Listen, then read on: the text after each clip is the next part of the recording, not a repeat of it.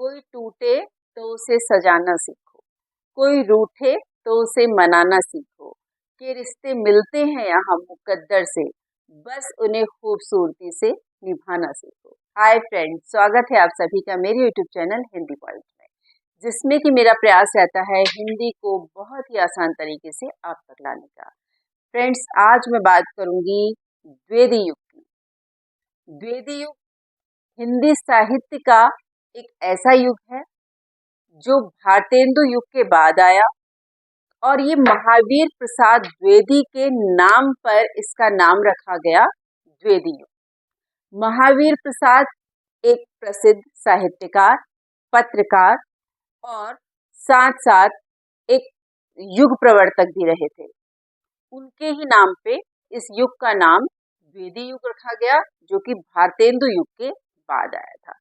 इसकी समयावधि 1900 से 1920 तक की थी। इस समय जो हमारी भाषा थी वो खड़ी बोली के रूप में प्रतिष्ठित हो चुकी थी। जो ब्रज भाषा के रूप में थी पहले, अब वो खड़ी बोली के रूप में स्थान प्राप्त कर चुकी थी। और इस समय के जो कविगण थे वो रीतिकालीन बंधी बंधाई जो परिपाटी थी उससे मुक्त होना चाहते थे और वो मुक्त हुए भी।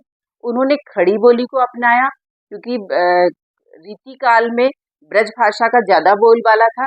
इन्होंने उस जो रीतिकालीन के समय में ब्रज भाषा चली आ रही थी, क्या क्या उस समय परिस्थितियां थी, क्यों वही भाषा जो है साहित्य की भाषा के रूप में थी, उससे हट करके अपनी खड़ी बोली को अपनाया।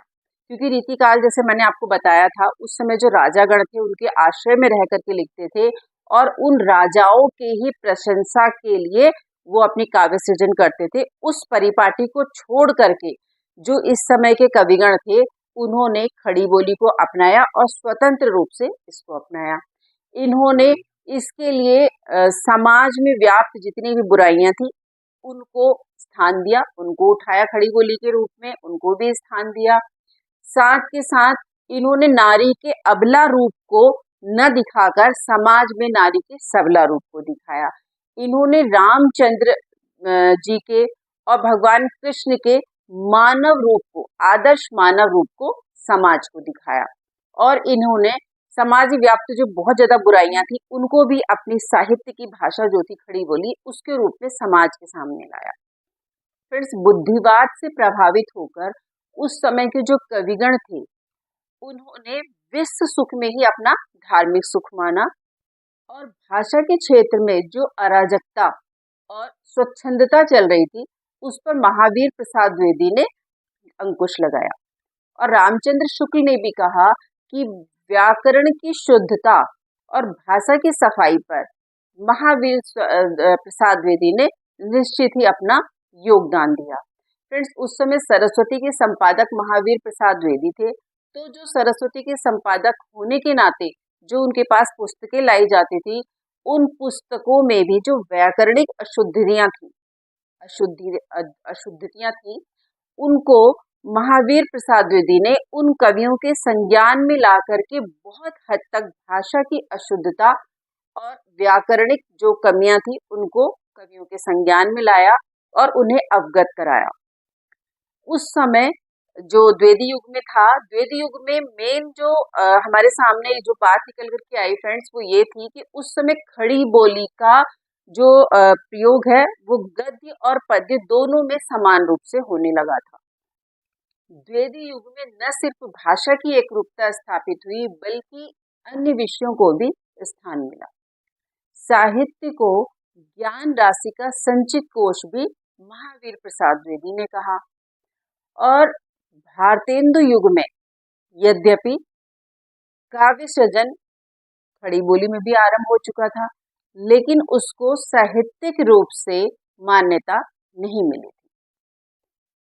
और उसी समय श्रीधर पाठक, जो कि पहले ब्रज भाषा में लिखते थे, उन्होंने भी अपनी पहली कविता एकांतवासी नाम से लिखी और इस कविता को लिखने के बाद उन्होंने खड़ी बोली की परिमार्जित शैली को अपनाकर अपनी अनेक रचनाएं लिखी और महावीर प्रसाद द्विवेदी ने भी इनकी मुक्त कंठ से बहुत प्रशंसा की। इन्होंने श्रृंगार, प्रेम और अल्हड़ यौवन की रंगीन कविताओं से हट करके कविगण को राष्ट्र प्रेम, राष्ट्रीयता, समाज सुधार व अपनी नैतिक जिम्मेवारियों के प्रति आगाह करते हुए कविता करने के लिए कहा। और इस तरीके से कवियों ने भी उनकी बात मानी और जो श्रृंगार प्रेम की कविताएं थी या अल्हड़ यौवन की कविताएं थी, उन विषयों से हट करके राष्ट्रीयता को, देश प्रेम को और समाज में फैली बुराइयों को अपनी कविताओं में स्थान देने लग गए थे। और रीति जो द्विवेदी युग की मेन जो बात थी फ्रेंड्स, वो ये थी कि ये लोग रीतिकालीन कविताओं से पूर्णतः मुक्त होकर के खड़ी बोली को अपना चुके थे। और इसी में आगे चल करके हिंदी का जो पहला हमारा महाकाव्य है प्रिय प्रवास, वो अयोध्या सिंह उपाध्याय हरिऔध जी ने खड़ी बोली में लिखा था। और इस युग में, द्विवेदी युग में बहुत सारे हमारे कविगण हुए जिन्होंने अपना योगदान दिया और द्विवेदी युग को एक सुनहरे अक्षरों में हमारे सामने लिख करके रख दिया, जो कि हम आज तक उसका अध्ययन करते आ रहे हैं। उसमें हमारे मैथिली शरण गुप्त, श्रीधर पाठक और पद्म सिंह शर्मा, बाबू गुलाब राय और लोचन प्रसाद और शुक्ल सनेही, गया प्रसाद राय देवी पूर्ण और नाथुराम शर्मा इत्यादि जो हमारे कविगण थे, इन लोगों के नाम हमारे सामने आते हैं। तो द्विवेदी युग हमारे एक युग का एक ऐसा काल था जिसमें कवियों ने ब्रज भाषा की चली आ रही परिपाटी से निकल करके अपना एक स्वतंत्र रूप अपनाया और खड़ी बोली को गद्य में स्थान दिया और खड़ी बोली को ही अपनी भाषा या अपनी बात कहने का एक जरिया बनाया। और यहीं से विकसित हुई खड़ी बोली, जिसमें महावीर प्रसाद द्विवेदी का बहुत बड़ा स्थान माना जाता है या बहुत बड़ा योगदान माना जाता है।